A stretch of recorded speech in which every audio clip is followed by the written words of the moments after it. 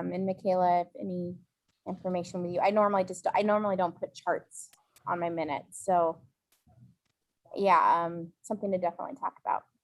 Okay. Just would, it would be easier to read through the minutes if we knew if certain neighborhoods were or were not represented during that meeting.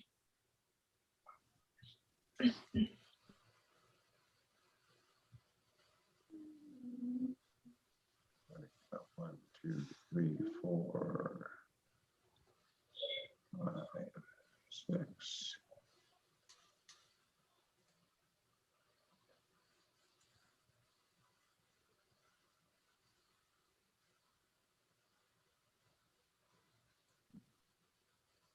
Hans, it looks like we have our quorum.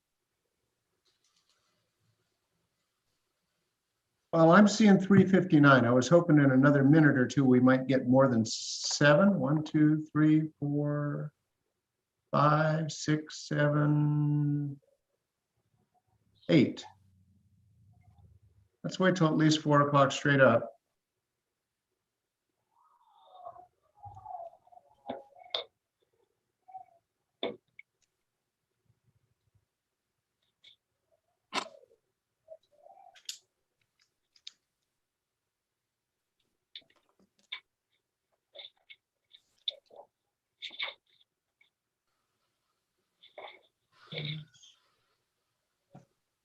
Let's see.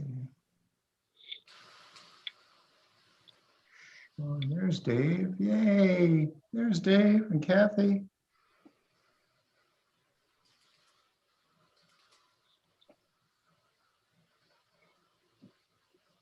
Hans, we're at 10, and looks like the only people, well, we're still missing Summer and Elizabeth, but we know it's, oh, nope, there's Summer. Yeah, I think we can probably get started then.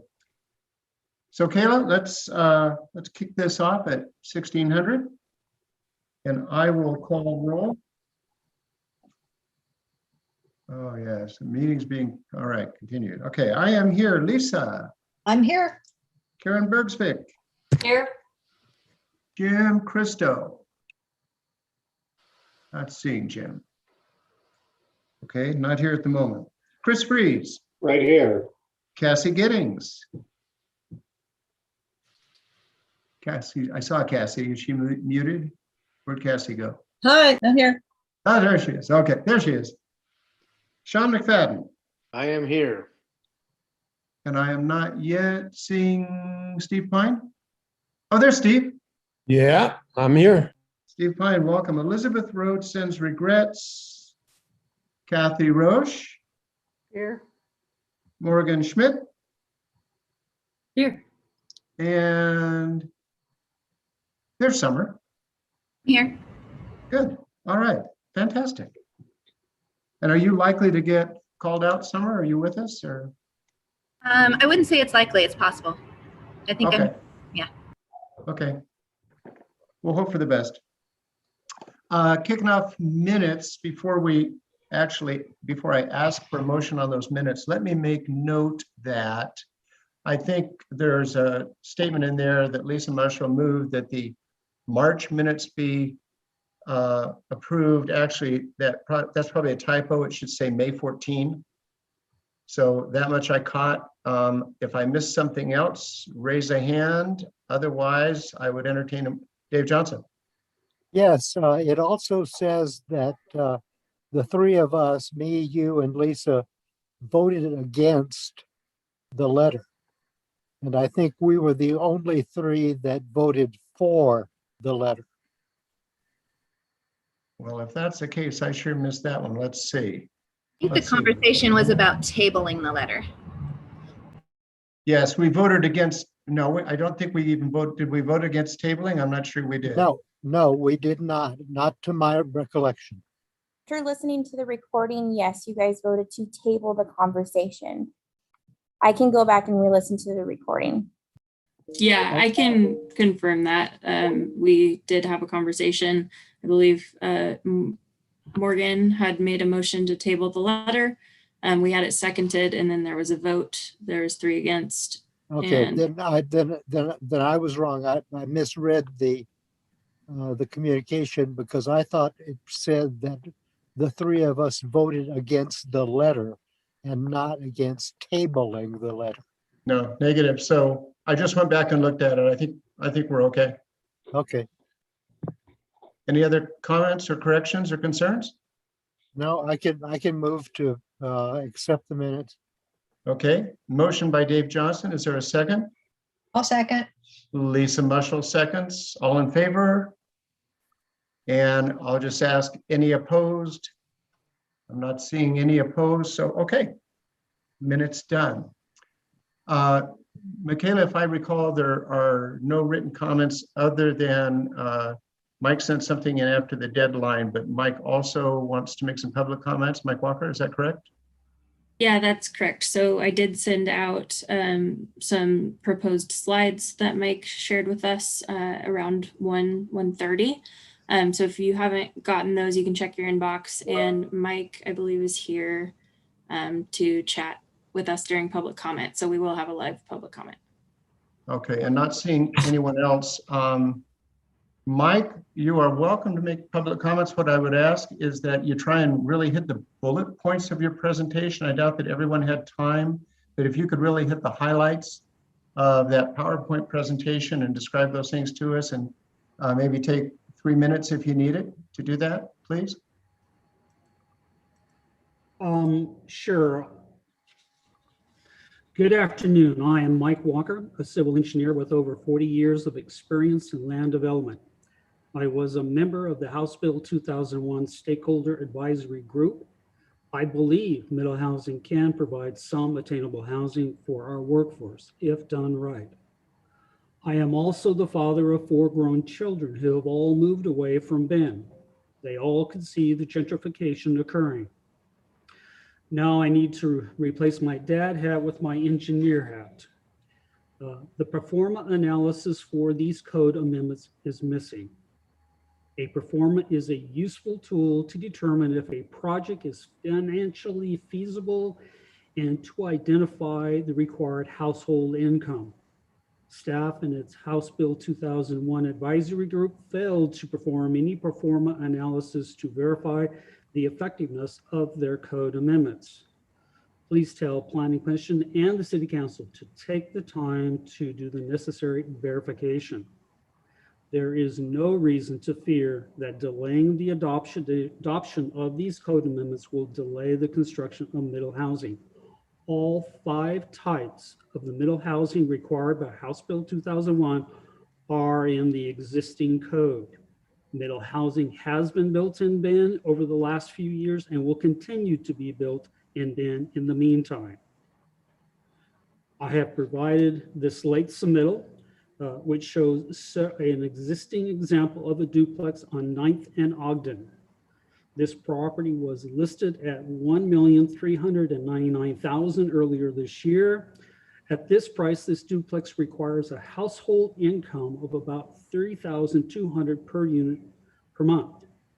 A household income of $128,000 is needed to qualify for this dwelling unit. The second example I have provided is an example of a possible unintended consequence of the proposed amendments. I hope you all saw the picture of the triple decker. The Affordable Housing Committee representative to the advisory group declared that a triple decker is a worthy triplex for Bend. In conjunction with the Planning Commission chairman, who was also a member of the advisory group, he advocated for the elimination of FAR, floor area ratio. This standard limits the size of proposed buildings. The actual code amendment eliminates FAR except for buildings with a 3rd story. Please be aware that House Bill 2001 was intended to encourage infill housing in existing neighborhoods. The typical infill lot in Bend is about 6,000 square feet. A proposed 3-story building could be as large as 6,600 square feet. The required rent for one of these units of this triplex would be about $3,375 per month. The required household income needs to be about $135,000 per year. This is not attainable housing for most workers in Bend. So again, please ask the Planning Commission and the City Council to verify the effectiveness of the proposed code amendments. There are answers, there are solutions. The code needs to be written to accommodate those. Thank you for your time and for your service. Thank you, Mike. Appreciate your input. And we will move on to a presentation of the Integrated Water Systems Master Plan. Who's going to kick that off? Ryan, is that you? That'll actually be me, Mike. Can you hear me okay?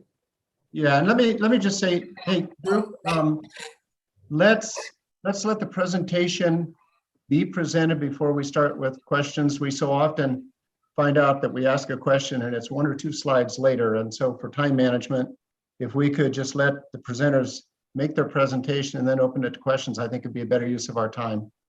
Thank you, Ryan. Sure. Well, hello, everyone.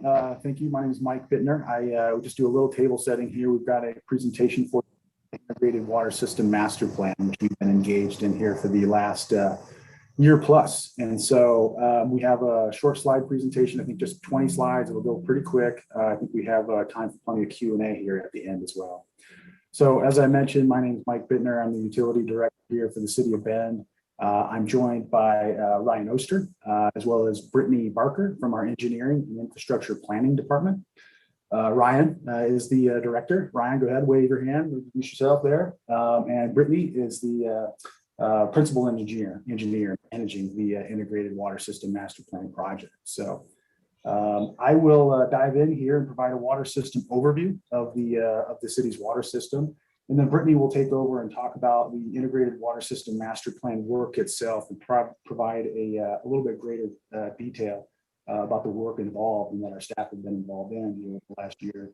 And then Ryan will cover our Integrated Water System Master Plan outreach efforts and the next steps ahead. So with that, we'll dive right in.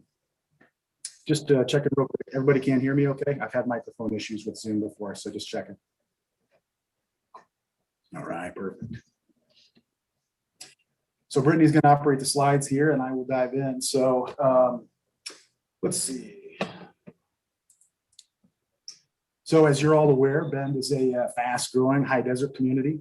Hopefully that's not news to you. This obviously brings a lot of challenges to us as a utility and an engineering group. So as we plan for the future of our water system, we're really looking at 6 key areas and they're spelled out verbatim here, but I'll run through them real quickly. Maintaining or replacing older parts of our system, really helping us identify those areas and helping us make some decisions and prioritize those improvements in the water system. Number 2 here, making sure that we can supply water to our community as it continues to grow. So not only looking at that infrastructure, the pumps, the pipes, and everything to get water to those to that growing community, but to actually make sure we have the water rights and the supply available to get it there. Number 3 here, using data to make decisions about where and when improvements are needed. There are more improvements than we'll ever be able to make. And so we really need to prioritize those. Using data to prioritize those is the best way to do that. Number 4, managing our 2 water sources to provide a climate and fire resilience. Some of you are probably aware that we have 2 water sources here in Bend, surface water as well as groundwater. So how we manage and really optimize both of those sources for climate resiliency as well as wildfire resiliency and I guess other efforts is really important in this process. Number 5 here, promoting water conservation to save water and infrastructure dollars. That was really the integrated piece of this Integrated Water System Master Plan, was making sure that we were really looking holistically at water conservation and impacts on infrastructure long-term. And then lastly, any water master planning effort churns out a capital improvement program, a list of projects that balance affordability with system reliability. Again, can't do it all, but we know that we need to make some improvements and continue to reinvest in this water system of ours. Slide, please. So first, a little background. Bend's water system is nearly 100 years old and therefore has 100 years of history. The original water system was developed and owned by Bend Water, Power, and Light, using the Deschutes River as a source of drinking water. Hard to believe these days. But water quality challenges, however, led the state to condemn the river, the Deschutes River, as a drinking water source. A full-page ad appeared in the bulletin back in September of 1923. You see it, the page here on your PowerPoint slide. To our water users, please read the following letter received from the Oregon State Board of Health today. And it essentially said, don't drink the water. So you can imagine the ramifications for that back in the 1920s as Bend was starting to really grow, encountering a major water quality issue. So it was really at that point that the city of Bend stepped in, passed a bond to purchase the system and developed it, and sought to develop a new pure source of drinking water. Engineers evaluated multiple sources, but the mountain springs below Broken Top were really determined to be the best source of supply. And those benefits being, one, it's gravity fed, two, it's high quality, and three, it's very, very reliable. So those were really the driving factors to get to the new source of supply back in the early 1920s. Slide, please. So this is a general overview of Bend's water system here. I think Brittany was going to use her cursor on there. See it on the left. I will speak to this slide from the left to the right. And so on the left here, you see the Bend Municipal Watershed, really identifiable from the trees and the greenery here. This is our area west of town in the Deschutes National Forest. And so you see Prowell Springs forming Bridge Creek, and then our highly modernized intake facility that's there. That was reconstructed back in 2015, 2016.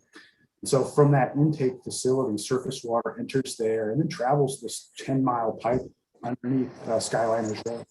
And some of you who drive out to Tumalo Falls on that nice new smooth road, there's our pipeline is right underneath that road. So about 10 miles, and that gets to our Outback facility, treated at our water filtration facility. And that from there enters our distribution system. And so the surface water system, essentially that simple in a nutshell, from the watershed to the intake facility to the water filtration facility and then into the distribution system. We also have groundwater wells throughout our system. Those are shown here in blue, and obviously pump water from the Deschutes aquifer here shown in blue at the bottom of the figure. The locations here are just representative. We do have wells at our Outback site, at Pilot View, and numerous locations throughout the system. I'll touch on that here in just a moment as far as the quantity of wells we have. But this is really just a good graphic to provide a little context for the system of surface water and groundwater. So here's a slightly different look at the system that we thought you might be interested in. It really shows the elevation changes in the water distribution system. And so notice the 1,000-foot drop from the intake facility to the Outback facility. A lot of people don't realize that that's such a significant drop, but it really is coming downhill, that water. And so also notice the multiple reservoirs that are located really strategically throughout the system at proper elevations, whether it's Aubrey Butte, Overturf Butte, Pilot Butte, or Rock Bluff. We have reservoirs out there in the system that will help to set the hydraulic profile of the system. But the key concept here with this slide is really gravity. We use it to our advantage to move water through the system. That's really important. Slide, please. So the city has two sources of water supply, as I mentioned. Surface water from our Bend Municipal Watershed is our primary source of water. However, we cannot meet all of our water demands through surface water alone. Surface water is limited to 18.2 cubic feet per second at this intake facility here you see. And then there are also numerous monitoring requirements for fish, flow, and temperature that we have publicly available on our website at bendoregon.gov/watershed. And then groundwater is a critical supply to help us really meet peak seasonal demands. Today, we have 22 wells in total across the distribution system, typically installed in pairs or twos and threes in a manifold type of setting. The first groundwater wells were installed back in the 1980s. And unfortunately, groundwater, while it is a good source of water, a reliable source of water for us, can be pretty energy intensive. You remember water weighs about 8 pounds per gallon. So pumping from 300 feet down to 1,000 feet down requires a significant amount of energy. And we also have certain mitigation requirements for groundwater, meaning every gallon of water we pump, we have to return a gallon to restore a river system through a mitigation program. But together, these two high quality sources really provide that greater supply resiliency than if we just had a single source moving into the future. Slide, please. So it takes a lot of infrastructure here. I've mentioned the 10 miles of raw water pipeline, the water filtration facility. I mentioned some of the wells and reservoirs. But gosh, there's 440 miles of pipe out there, a vast network wherever you're at and Bend beneath you. Over 5,000 fire hydrants to really help make sure that we can combat any fire that comes up, which is certainly a timely topic these days. And then obviously serving all of our customers through 25,000 plus connections and 67,000 plus. These numbers here are from our 2018 data request for the analysis. And so those numbers have obviously gone up. And the other thing I like to mention is just the number of visitors and tourists on top of this that we generally serve each and every day. So all of this system is in working order, and we maintain it each and every day. But parts of the system are getting old, and parts of it are nearing 100 years old. And so that's why we continually reinvest in these systems and go through these analyses in great detail. And so now I'll turn it over to Brittany to talk a little bit more about the details there in the Integrated Water System Master Plan. Take it away, Brittany. Thanks, Mike. When we plan for the future of our water system, we start with a level of service goal that defines what our customers and staff can expect from our water utility. For the City of Bend, our focus is providing reliable, high-quality drinking water. To make sure we can achieve that, we evaluated whether our water rights, supply, storage, pumping facilities, and piping can meet existing and future requirements, such as fire flow availability.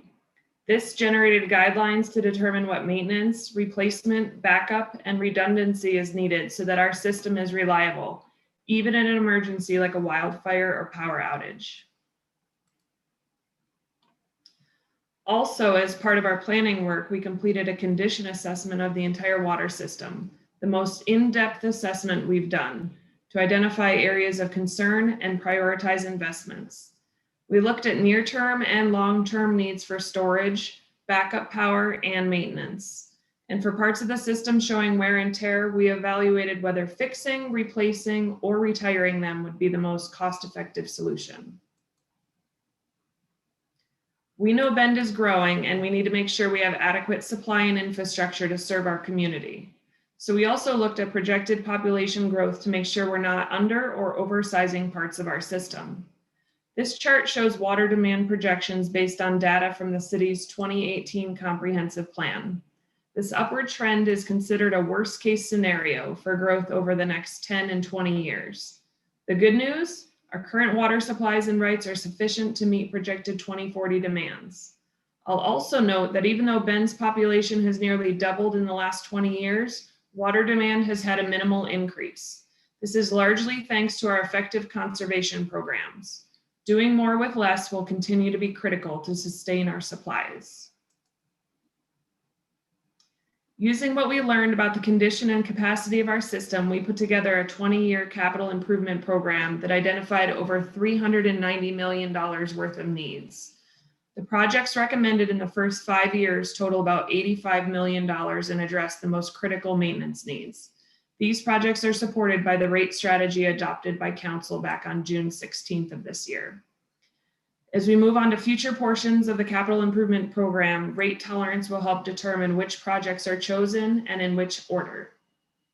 Some projects have a lower priority and may not actually get built or may carry over to the next master planning process. The capacity projects, which are shown in teal, are related to growth, such as upsizing of pipes or increasing storage with new reservoirs. The reddish color indicates other projects, such as future planning documents and conservation programs. Big picture, though, more than half of the overall capital program costs go to condition and maintenance needs, which are shown in gold. These are projects like repairing or replacing old pipes and facilities. Historically, maintenance needs have been put off to fund and build new projects to meet ever-changing regulatory standards. The city's water system is nearing 100 years old. We want to take care of critical maintenance so our system stays reliable and problems don't get worse over time. Now I'll kick it back over to Mike to talk more about our conservation efforts. Yeah, thank you, Brittany.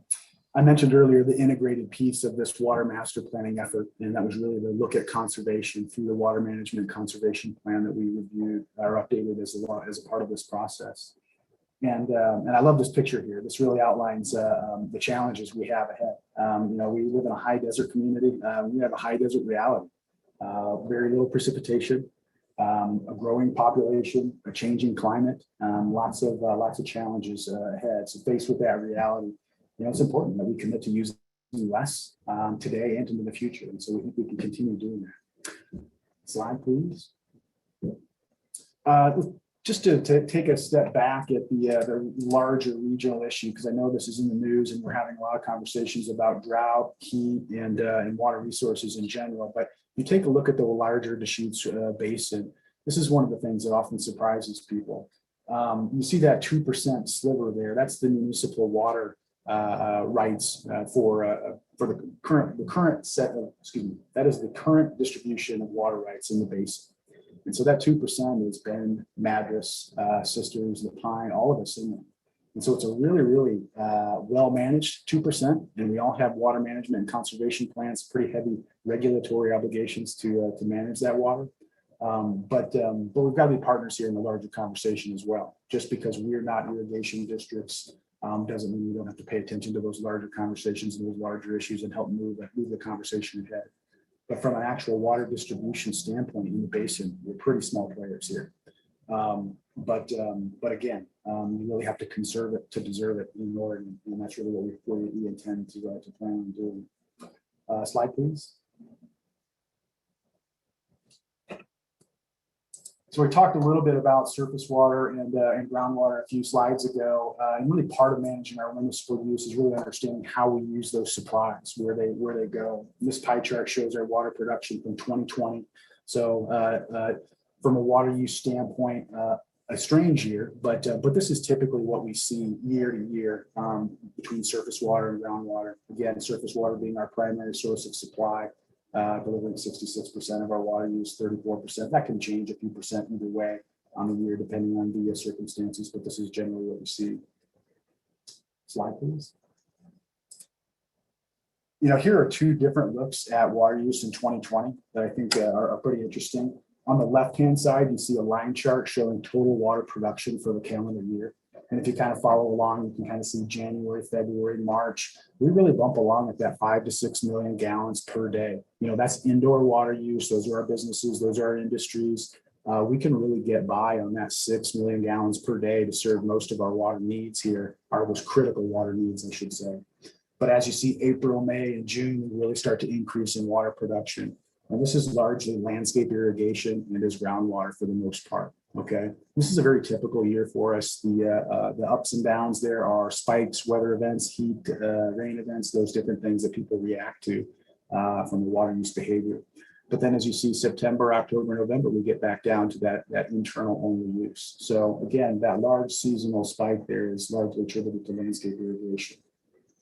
On the right, you see a pie chart here showing our water use by customer class. And so we have a handful of different customer classes in Bend. This one shows a single family residential is the largest, followed by commercial use. And so when I take a step back away from these, it really underscores the need for outdoor focused conservation measures and really ones that appeal to single family residential homes right now. Slide, please. So the good news is that conservation works. Brittany talked a little bit about this earlier. This chart here is a little busy, so let me just kind of walk you through it. This shows peak day water use and the number of millions of gallons that we deliver on a peak day within 24 hours. And you can see over the years, it's ranged from 23, 24, 26, up to about 29 back in the prior to the Great Recession there. And then you saw the drop there down to 22 and the post-recession and then kind of back up here. The real takeaway is the number of service connections that we've added through this whole time. We've added almost 15,000 customers, but been able to keep that maximum day demand still relatively manageable. And so that's really big from an engineering and utility standpoint. We need to be able to keep that down so that we can continue to deliver and meet water demands for this growing community, because we know that the number of meter service connections is only going to grow. Next slide. So the good news is that additional good news that we've identified new conservation measures that will fit our expanding community and climate and provide even more ways to save, like programs to help replace inefficient toilets, things to subsidize the purchase of, say, EPA WaterSense labeled irrigation controllers, things of that nature. So not only does conservation save water, it will save on infrastructure dollars. And I'll emphasize this point here. So through the integrated water system master planning work, we found that implementing conservation programs at a cost of $11 million over the next 20 years. So investing $11 million over the next 20 years in conservation could eliminate the need for $21 million worth of capital improvement projects. So in short, it pencils out. If we invest $11 million over 20 years, the likelihood is that we're going to save about $10 million in infrastructure costs. So that will all have to come true. We'll have to implement those conservation measures, watch the water use, and really make sure that the programs are effective and that they're actually reducing that demand. But these conservation measures are absolutely penciling out and are a sound investment from our analysis. We'll be evaluating these existing conservation measures and refining new ones later this fall with the Environment and Climate Committee as part of an additional exercise. And Ryan can share a little bit more about the outreach efforts and the next steps ahead. So Ryan, take it away. Perfect. Thanks, Mike. Appreciate that. And Brittany as well. It's a lot of great information. And I got just a few slides left, and then we'll, of course, open this up for any questions. But just to kind of summarize all this work that we've really done over the last year and a half, almost 2 years, to get us to this point that we're at today, is we've got a solid document that we feel great about that outlines a lot of what they described. So now we're kind of opening this up for public review and public comment. So we launched an online open house just a week or so ago that extends through the month of July into August. And it's a great spot to learn a lot about what Mike and Brittany just covered. So we'd love for you to be able to share that with your associations. And go ahead and flip to the next one. And there's different parts and pieces and components to that. We got some pre-recorded videos and some other stuff that we'll share. And then there's also a quick survey that takes just about 5 minutes to do. And it's really a great tool for us as you know, your city employees to understand where your priorities are and really making sure that we have the focus of this master plan pointed in the right direction. And so again, would encourage you to share this survey option and the open house option with your neighborhood associations. We've gotten some survey results already. We're tracking that real time. So it's great information for us to be able to absorb and digest and make comments back to our master plan so we can adjust it as necessary. Next slide is really just outlining some of our other outreach efforts. So as I noted, open house is going on right now. We're reaching out to organizations such as this one. We're happy to come to other neighborhood, to your specific association meetings if you'd like. And we're just sharing this through utility bills and other informational areas. Again, just trying to soak up as much feedback as we can over the month of July. If all goes as planned, we're hoping to get in front of council for an adoption of this master plan in the late August, early September timeframe. And that'll really set the framework for us to be able to start tackling some of those repair and replacement projects and looking at investing in other wells and other reservoirs around town. So we're excited about getting that approval and being able to launch into the next phase of launching things such as the conservation program. Thanks, Brittany. So another component is that we're going to be launching in this fall is really putting this sounding board together of interested stakeholders and taking a look at, as Mike noted, we have a great conservation plan already that's kind of kept that peak down year to year. But we want to revisit that. We want to know what else is out there. What else can we do? What can we do with this $11 million we're proposing in spending that'll save that additional $10 million in piping and reservoirs and other things? So less infrastructure investment and more conservation keeps that peak down. So we're going to be looking for some interested parties to be involved in that. And, including other stakeholders such as the irrigation districts, contractors, landscapers, and other technical experts. And then based on the results of this, we're hoping to launch into a new conservation program and outreach efforts tied to our capital plan in FY23 and beyond. So that's kind of it in a nutshell. Again, there's the link to the address of where you can find a lot of this information. But happy to pause here and open this up to see if anybody has anything they'd like to ask. Brian, Mike, Brittany, thank you very much. I do have 3 quick questions, and then we'll see. I see that Morgan has some questions. I'm just looking for some brief thoughts here, but one, you mentioned conservation. I guess I'm curious what your plan has looked at in terms of canal systems. Obviously, that's something that's on the public's mind. Another question is, when you talk peak demand, we're a city today of 100,000, except in the summer when we're 125,000. Yeah. As we go down the road at 3,000 a year, conservatively, it's been sort of our straight line. 20 years from now, we're a city of 160 and maybe 240 in the summer. So do your projections reflect summer peak demand? And then the last question, seeing that we get by with 5 or 6 million gallon, okay, it's still a lot of water, but seeing the difference between off-season and season, my first reaction was, gosh, we need a whole lot more storage. And I guess I'm curious if storage is any part of this solution. So 3 questions: canals, peak demand, and storage. Sure. No, thanks. Yeah. So we'll go ahead and hit those one at a time, and I'll pause at the end of each if Brittany and Mike want to chime in. But when you refer to canals, I'm assuming, all these open channel canals that we see weave throughout town, those are the property of the irrigation districts, whether it be Central Oregon Irrigation District, North Unit Irrigation, all these different companies that have rights that go way back and take up, what was that, 78 or 88% of the pie chart that Mike was showing.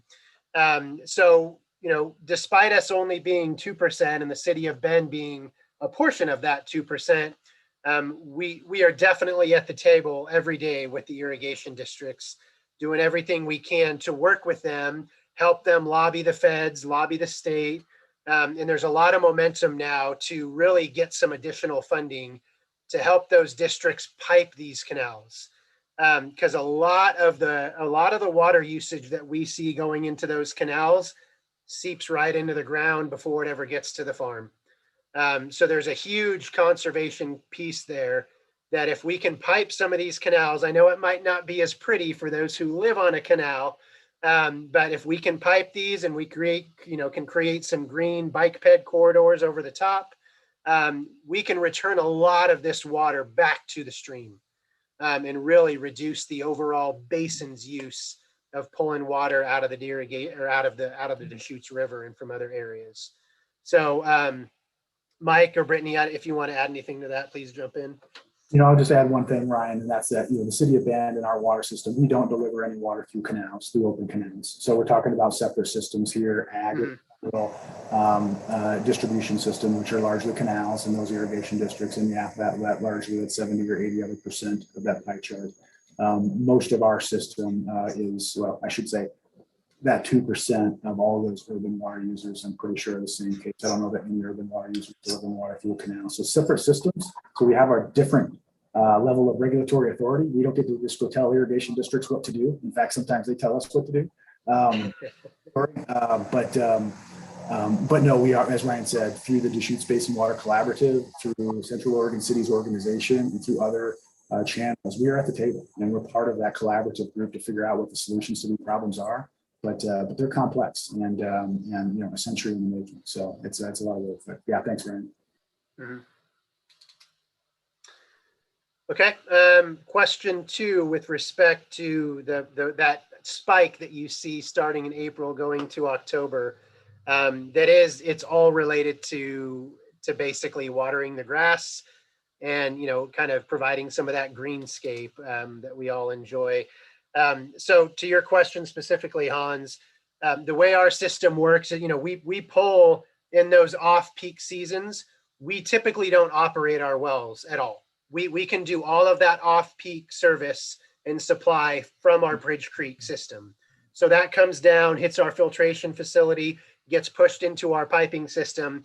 We still hit the reservoirs because we want to keep that water moving. We don't ever want it to be stagnant.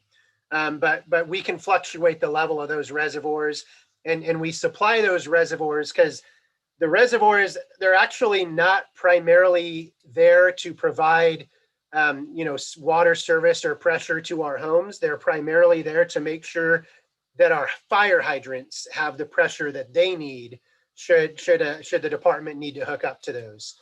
So it is provides good pressures to homes and other things, but reservoirs and the elevations they're set and the levels that we maintain are really to make sure we can hit that fire flow, because that demand is much more important and is much more needed than making sure each of us can, not get a drip of water when we turn our faucets or showers on. And then in the peak seasons, that's when we kick the wells on. That's when we kick those pumps on. We use a lot of energy to do that, like Mike said. And that really just feeds into the same system. And it really just means stuff's getting through the system faster.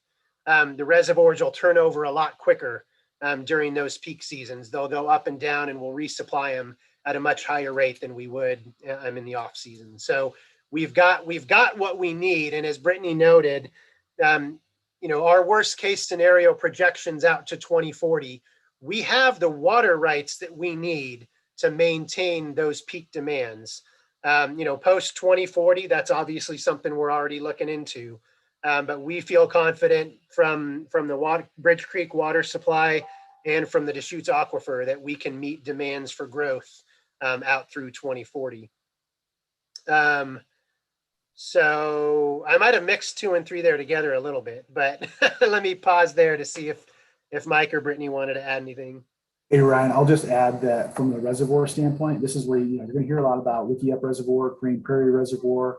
Our reservoirs are big metal tanks in town. Yeah. They're big, ugly eyesores. I'm sorry. They're tan usually, but they are not wet water reservoirs that you're going to be hearing a lot about here over the next month here as we get to the bottom of some of these reservoirs. And then I was just going to point out, Brittany, I know you had done some work on the projections and really looked closely at the comp plans projections for population and Bend, and that's really been I think the growth projections we were using in the water master plan. And so it's we're using solid data sets that are used elsewhere, and making sure that we can meet that projected demand. But yeah, beyond 2040 is really where we need that. Where the conservation today. Okay, thank you. Morgan, your hand was up and then it was down and now it's up. I don't know what I'm doing. No, you answered a bunch of my questions. And I guess first I just wanted to say this was super helpful. Thank you so much. Oh, and good. Really cool to be able to direct folks to the virtual open house. I forgot I left a hose on the other night for 45 minutes and felt crushed with guilt. And obviously I'm trying to be careful, but I feel a little less like maybe I deprived the Deschutes River of all its water. So thank you so much for all the work that you all are doing. The increase in connections, keeping that peak water usage the same is just mind blowing. So thank you for all you guys are doing. My question is just for folks that have approached me around obviously concern that we're in a drought and water is low, and you mentioned the irrigation districts. Obviously that's beyond just the city of Bend's jurisdiction, but if people want to get involved or pay attention more to those conversations that are happening on a grander level within the Deschutes River Basin, what are your top ways for folks to connect and be involved?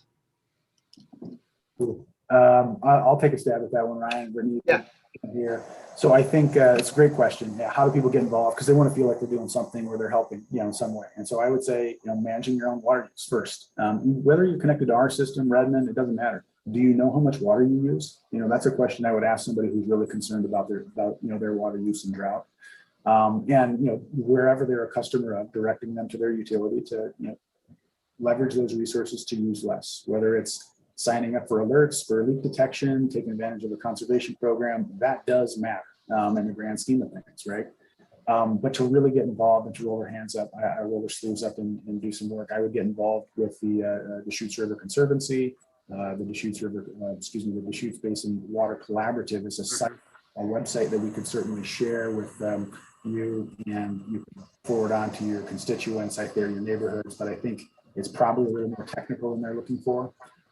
The short answer to your question, Morgan, is that there are a lot of organizations, environmental groups that are really trying to do a lot of great work with the river right now. And DRC is one of those that I would recommend that is non-litigious and focuses on getting water in stream. And that's typically a great starting point. Awesome. Thank you so much. Lisa, I'm not sure if you had your hand up next, but you're next in line on my screen. Sure. Thank you. Great presentation, really, really informative. I noticed that you are planning some open houses and some outreach to the neighborhood association. So I was curious, is the presentation basically what we've just seen here? Or are you open to special meetings? What does that look like? Yeah, go ahead, Brittany. She'd be able to speak that better than I would. Yes, most of the content that we shared tonight, we did a video, and that is on the online open house at the moment. And even when the online open house closes on August 6th, we do want to keep that video content on there just because it is very informative and a lot of people don't know that about our system. We did share a little bit more information here, but most of it is on the website. But of course, if there is a desire for us to present at your association, we would be more than happy to do that. Thank you. And I just want to say thanks again for creating that online open house. Anytime we can have additional information like that, it's really useful. And I think there are some topics that come to mind where we're lacking some information and lacking a way for us to get information into the community's hands. So thanks for the efforts of pulling that together. Yeah, Lisa, there was an interesting, you noted, we've learned through COVID that an online virtual open house gives us way more feedback than we ever received saying everybody go meet at this school for a couple hours. So we will forever from this point forward still provide the public the chance to meet in person, but we'll always have an online open house. I think you got a bunch of fans here on that topic. So yeah, no, it's a magic balance. I think there's something that needs to happen in person, but having that online open house, it's huge. Absolutely. And we're experiencing the same thing. We get a lot more attendance in neighborhood meetings as well as some of our regular board meetings because it's a virtual world. Yep. But I do have people that are watching some of these recordings after the fact, after we actually hold it, and they're asking great questions. So thanks again. Yeah. Dave Johnson.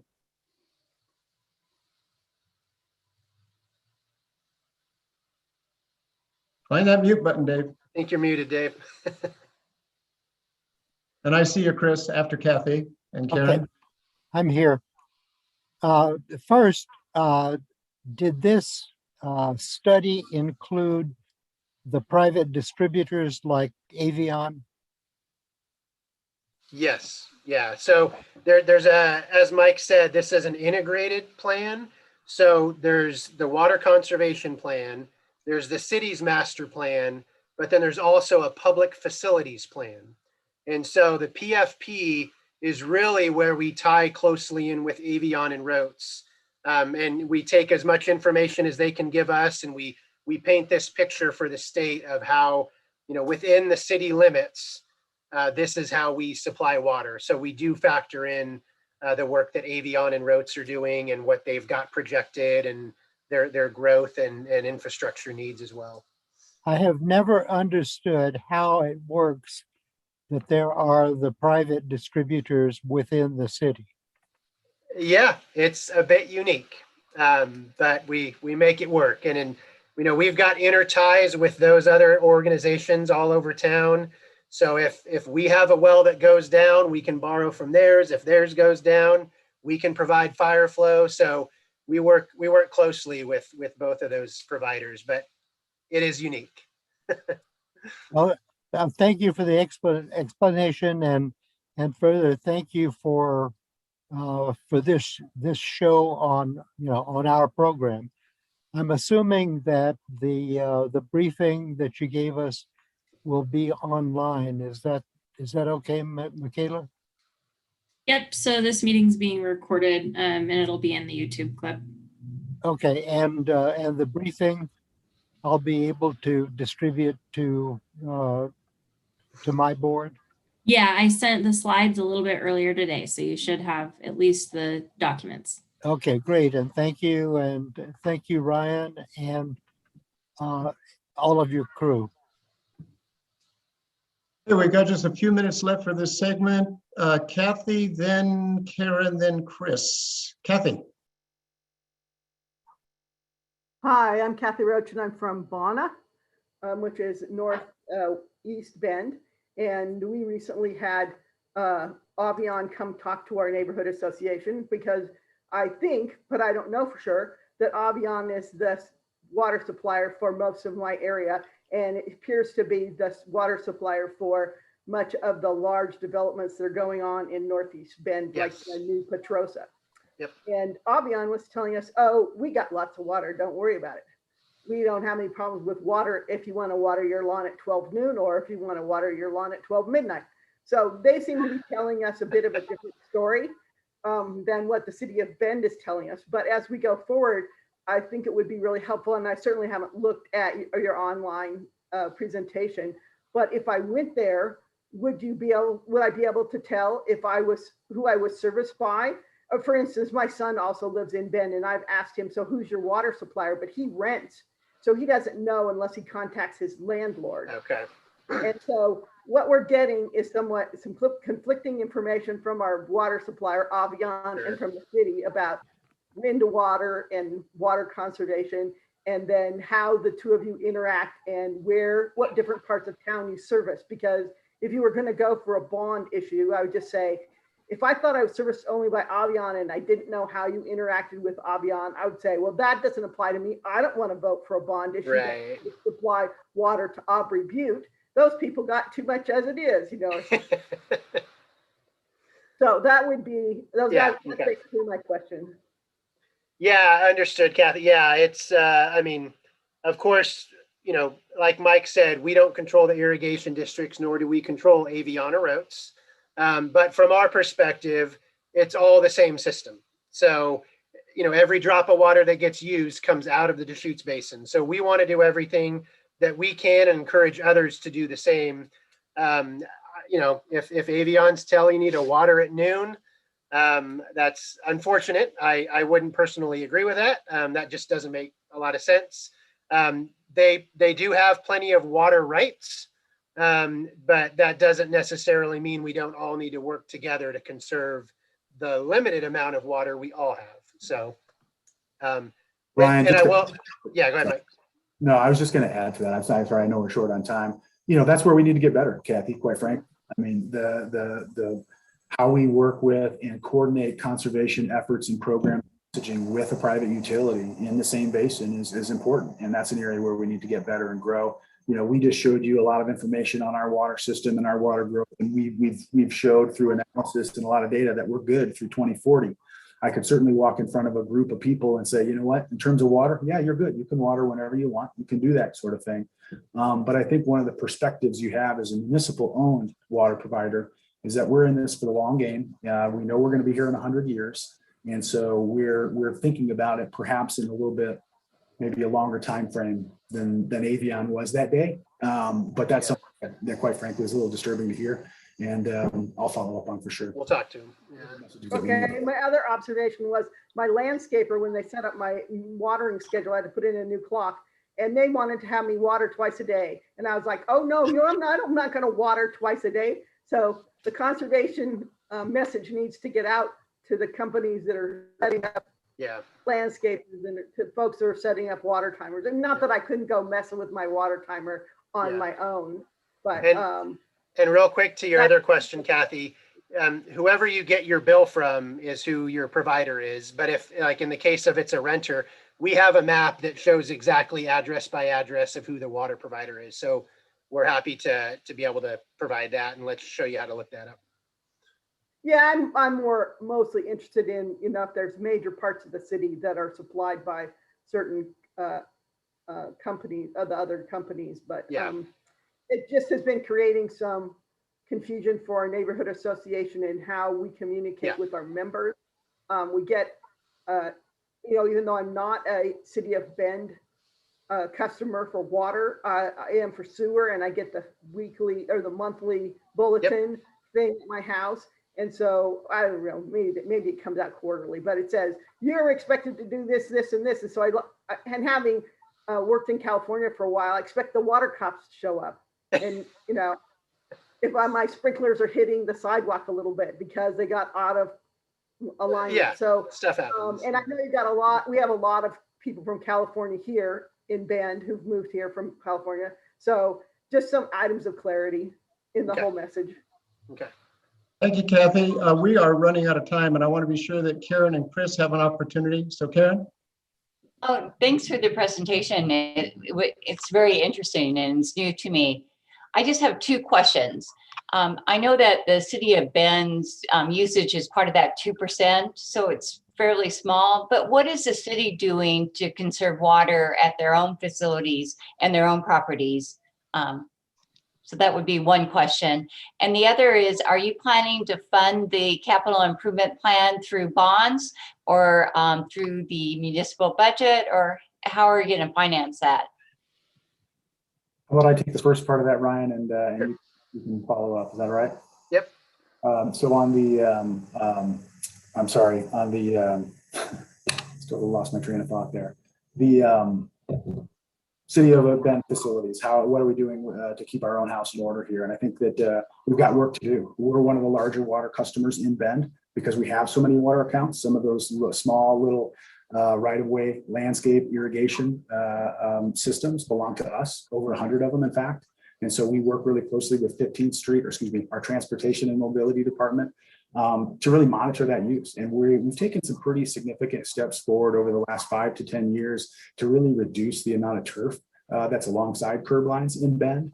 And I think, I don't have any numbers handy for you here, Karen, but I think that we've reduced the amount of turf that we've had in the right-of-way in city-owned landscapes, gosh, by well over 75% in the last 10 years, really because of the maintenance burden that it presents us, as well as the water waste opportunity. Because those right-of-way landscapes, those ones that are in between 2 lanes of road, those are the really difficult ones. It's difficult to put water down on a plant and not waste it in those areas. I could go on, Karen, and talk to you a little bit about some of the things that we've done to just partner and monitor usage and monitor leakage. As we've invested in our AMI system, our metering infrastructure, we've gotten a lot better at just recognizing leaks and poor water use. So, that's an hour-long presentation I'd love to come back and give you at some point. But we have made some considerable steps there, but we have a long ways to go. Us, parks, and schools, the 3 of us, I think, have some pretty significant steps to make here in the next 5 to 10 years to really get smart along the right way with our irrigation systems or improve what we're doing. Ryan, there was a second part of that question. Yeah. Yeah, so short answer, Karen, is we don't foresee the need for any bonds for anything we're proposing in the master plan. This is primarily funded through water rates that everybody pays on their monthly bill.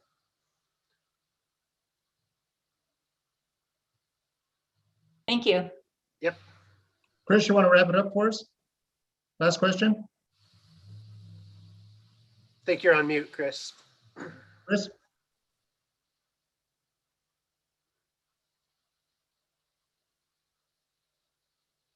Is there any future for using the head of water for power generation in Bend? That 1,000 feet a drop could produce a lot of electricity. Absolutely. Yeah, it's a great question. So there's the next piece of our planning efforts here is to do a facility plan look at, and part of council goals is to really try to capitalize on exactly what you just said. So we're going to take a deep dive into the possibility of installing a hydro generation, power generation up at our intake facility to hit that 1,000 feet ahead. And there may be a couple spots in town as well that we could install some smaller scale hydro facilities. So we're definitely looking at that option. Yep. Ryan, Mike, Brittany, thank you. Appreciate it. Great presentation. No problem. Happy to do it. Thank you for the chance. Okay, next up on the agenda, succession planning. So we have talked about succession planning for a long time. We talked about succession planning at our strategic planning meeting. And it's time to do some succession planning. So I have submitted my resignation from the NLA effective August 15th.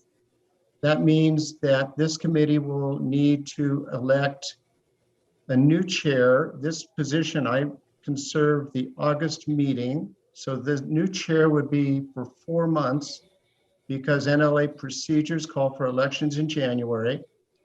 We do have to have a chair. No chair, no committee meeting. Ian can confirm that for us. I would say that at the very minimum, the chair at the very minimum conducts these meetings, meaning September through December meetings.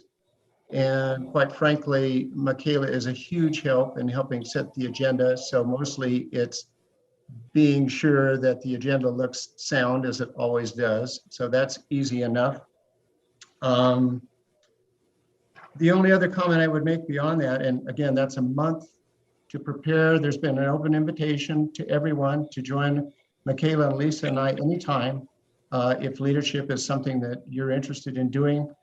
That invitation still stands. And I am certainly available to anyone that wants to talk about it. But having said that, we also in August will need to think about the liaison positions that I have to NART, Neighborhood Association Roundtable, to the Sounding Board to house our neighbors, which may be winding up by September, we'll see.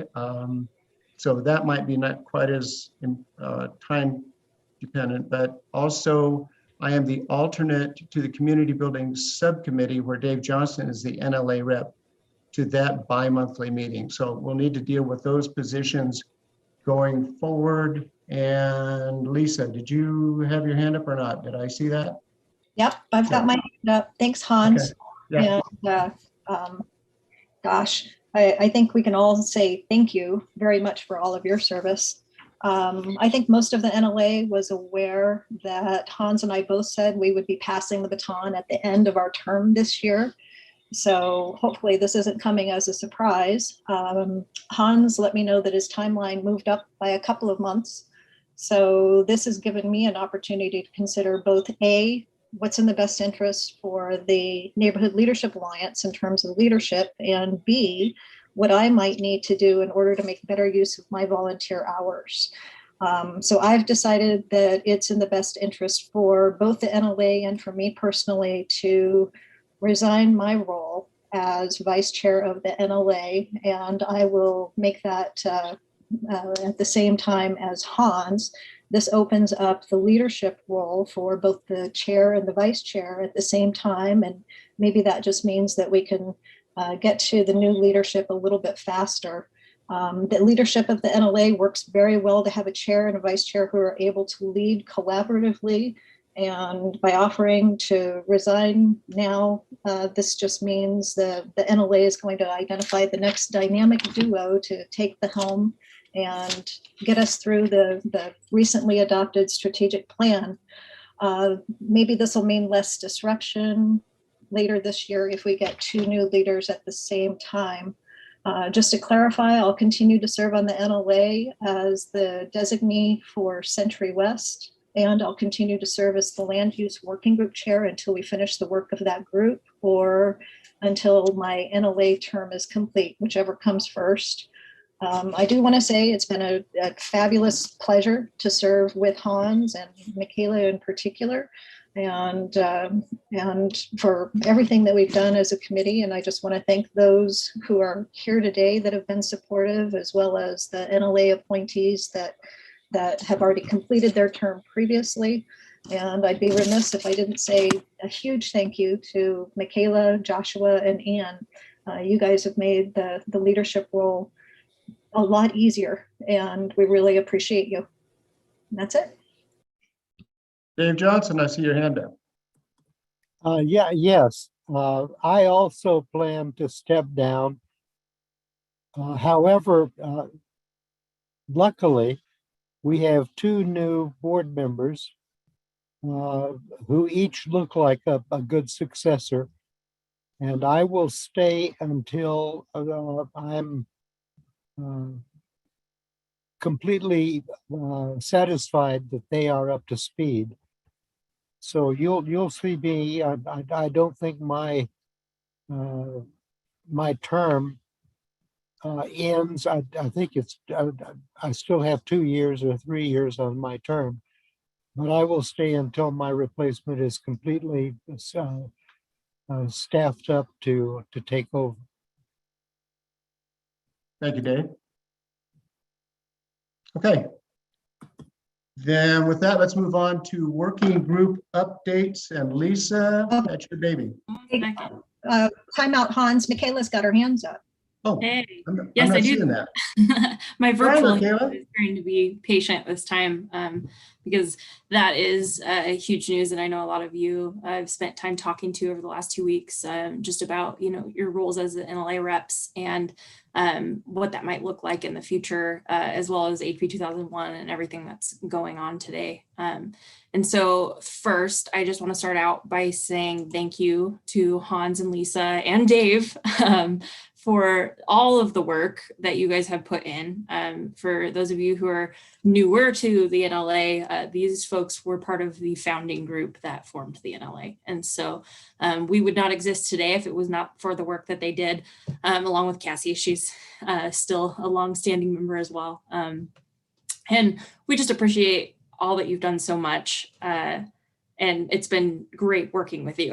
I think with that, I would also like to say it's intimidating. I think that each of you as NLA reps have seen what Hans and Lisa have done over the last few years and might be thinking, wow, those are big boots to fill, and they are, but I want you to know that you have full city staff support to help with this type of transition. And what I really liked about what Hans said was that there are, it's really a role that you could step into for 4 months. As we look at January elections, it would get us to that point. So for those of you who are like, I don't really know if I want a leadership role, but you're interested in testing the waters, that might be a good trial opportunity. And so for those of you who might be thinking about it, I encourage you to reach out to me.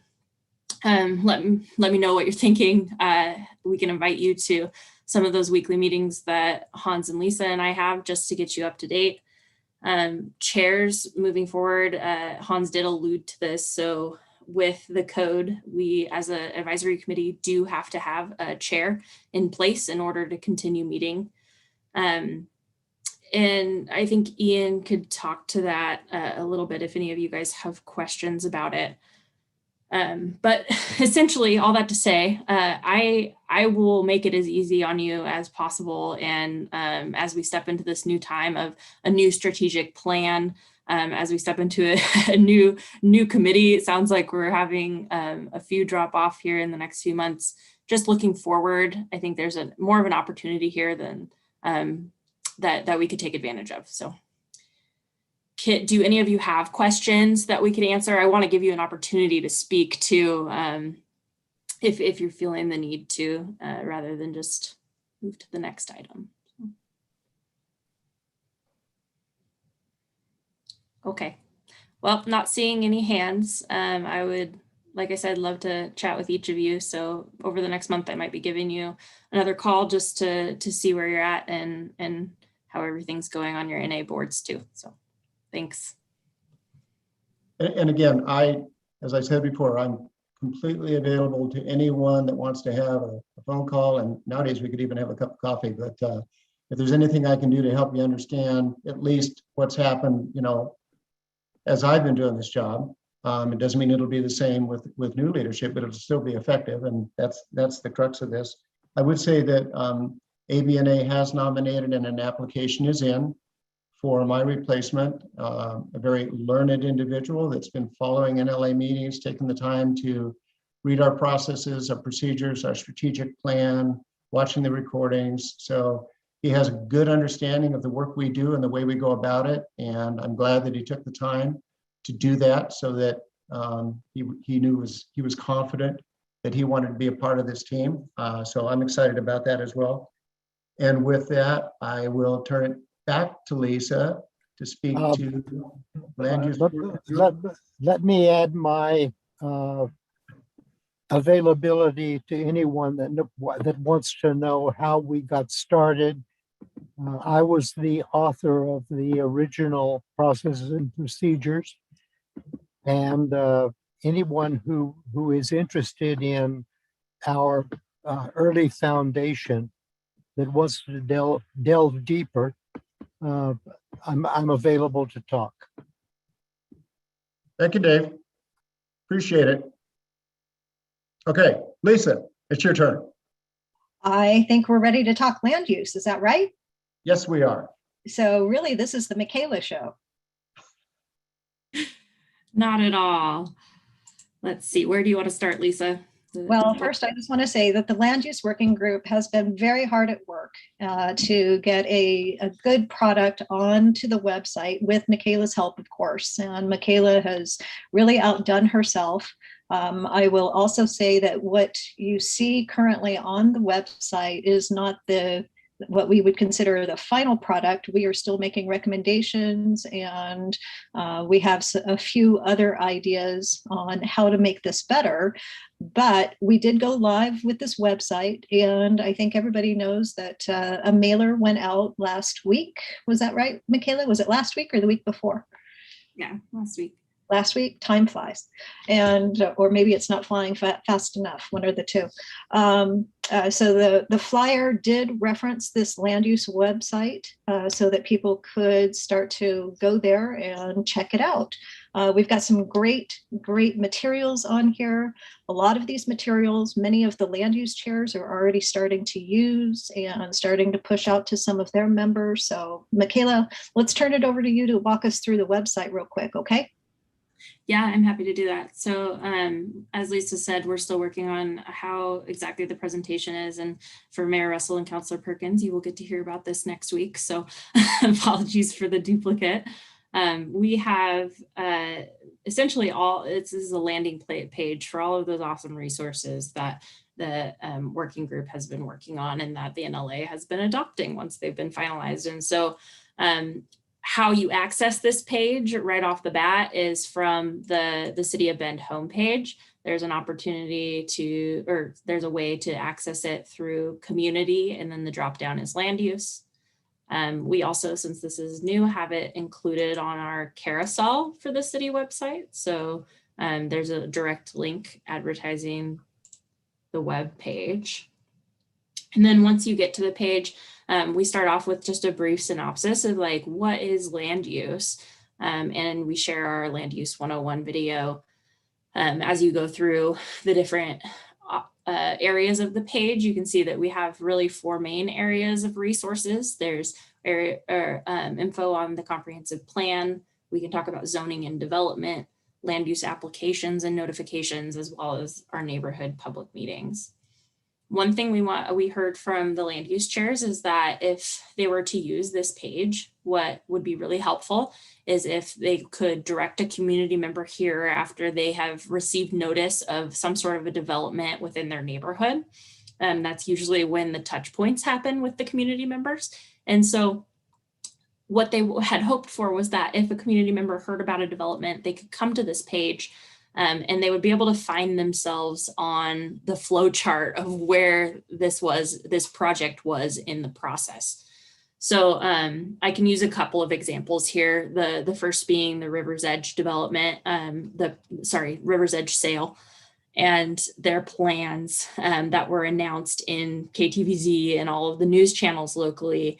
And that happened right after the pre-application meeting. And so people who were looking at pre-app in the news stories would be able to come here and note that, oh, they're at the pre-application stage. And they could find themselves on this flow chart. If, for example, a neighbor got invited to a neighborhood public meeting, they could find that stage on this flow chart and click that and see what they could do at that point. You can also explore, obviously, all the other steps if you want to know what's coming. And each of these steps is linked to resources that have been created to help them at that stage in the process. So when we come to the neighborhood public meeting, we have a document that you approved last month that says welcome to a neighborhood public meeting, and here's the questions you can ask developers at that neighborhood public meeting. When you get to the mailed notification, this is where the 14-day public comment period began. And so we have tips for providing written comment under this section. So I won't go through too much more, but just wanted you guys to know that it is there for you to share with your members, for you to play around with, provide feedback. We really do want to know if you find errors or if you think something could move better. I mean, we're still in the launch phases, so please feel free to always provide that feedback. Lisa, do you have? Yeah, I'd like to add just a couple of things. So I think currently the website is really focused on one of two ways that community members can be involved in land use. And this neighborhood meeting is the typical way that most of our neighbors get involved. And usually that's not necessarily a positive process for a lot of people. They usually see a sign that is going up on a piece of property and they get all hot and bothered by, oh my gosh, something's going to happen there, and they don't really know how to respond. So that was one of the goals of the land use working group, is to help them understand how to respond and how to be a part of that process and how to be a positive part of that process. The part that you're not seeing yet on this website is the part that they also need to consider in terms of being involved, and that is getting involved in setting the code, getting involved in discussions around the Bend Comprehensive Plan, the Bend Development Code, and here we are, HB 2001. This is going to be an avenue by which lots of code changes are coming around the corner, and it's really important that community members become active in that discussion. If they don't participate, then these changes are just going to happen, and we're going to get further down the road and have lots of unhappy people that changes happened and they didn't feel like they had a voice. So if they want a voice, they have two ways to participate. Go to a neighborhood public meeting on specific projects, but get involved in the discussion much earlier in the process. Let's see, what else can I say? As part of our rollout, Michaela, we've talked about making presentations to neighborhood associations. And so that's something that we'll be talking a little bit more to you all about, I think, next month. And then Michaela, I think you've already touched with some neighborhood associations to see if they're interested in having us speak or having some type of presentation. So we'll continue to build that out. Is there anything else on the website? Yeah, so if you would keep going down all of those resources that we referenced, there's a resource library. So that has a full list of all the resources that are available and or will be available. And then underneath that is our information about how this project came to be. It references the land use education plan. It has the results from the survey that was taken in 2019 that gauged what the level of land use knowledge was within our community. And so all of that historical data is also there. And we plan to revisit this in the future where we can maybe retake those surveys and see how they compare to our baseline metrics, and also hear feedback and see what people are still looking for and what maybe needs some rearranging. So. Absolutely. As Michaela indicated, I think we touched close to 50 different documents throughout this process, 50.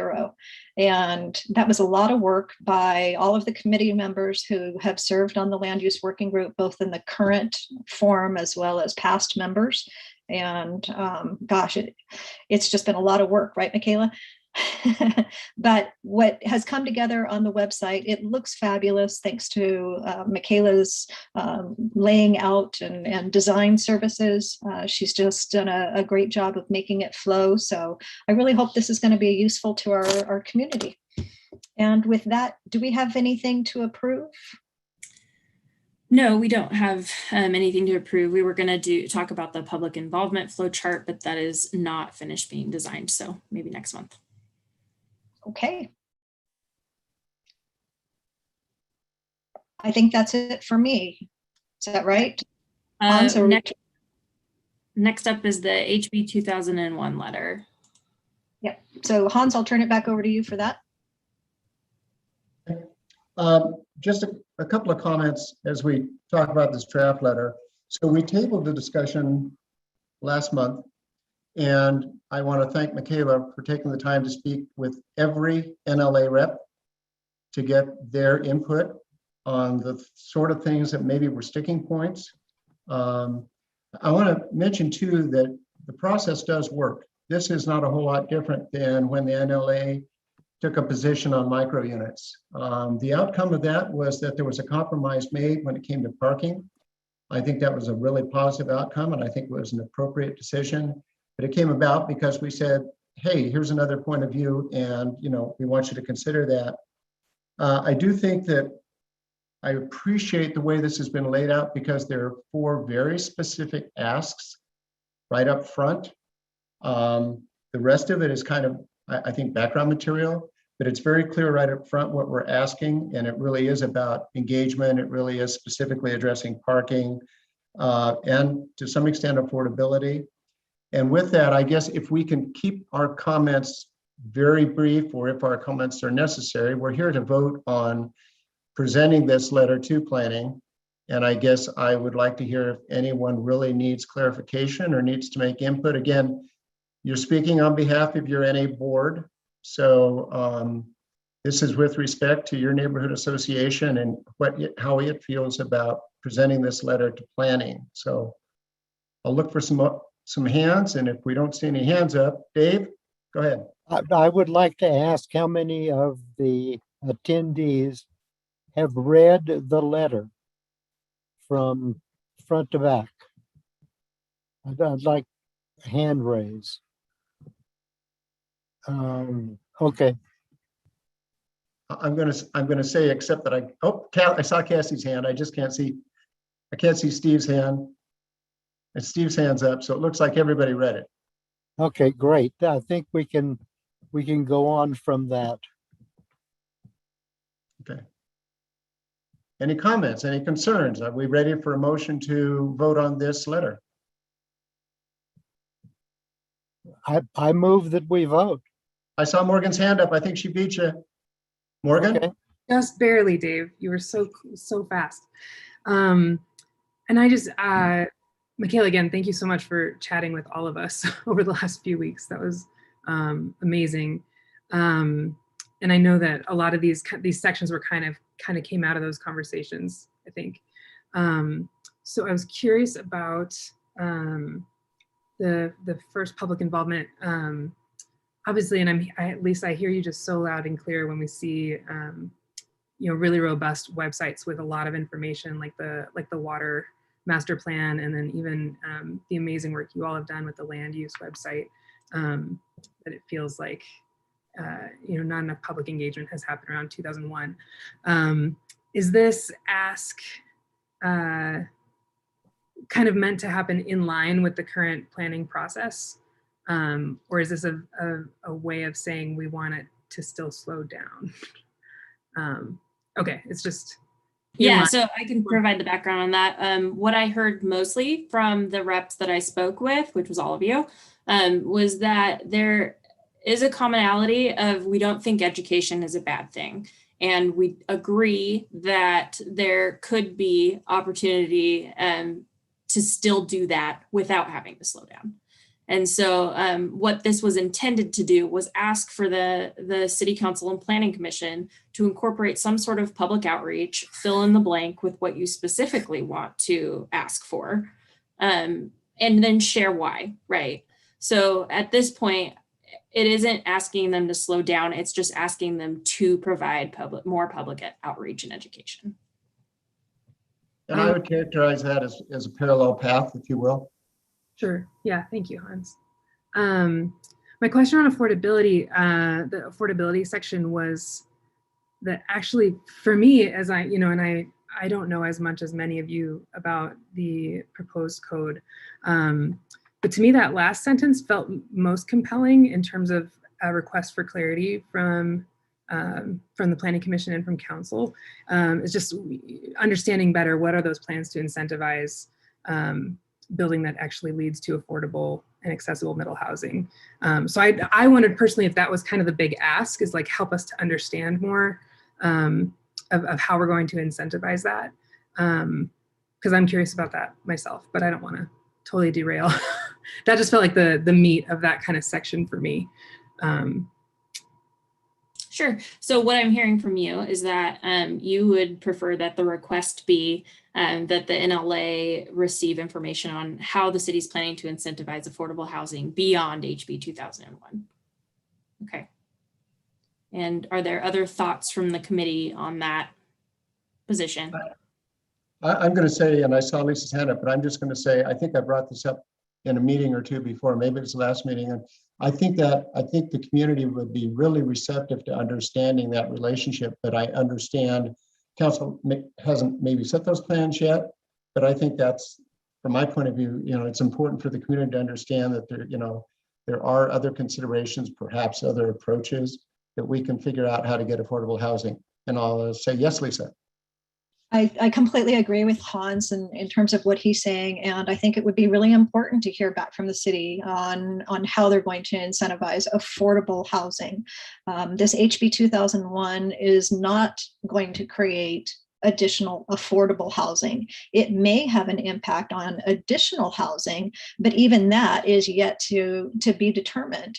If you take a look at the actual pro forma that Mike Walker submitted in his comments, which I believe was his very first slide, that actually walks you through what it takes in order to finance a property, that's buying it and then turning it around and making it a rental, and then where it's going to end up in terms of the market rate rents in order for that owner to have a viable business there.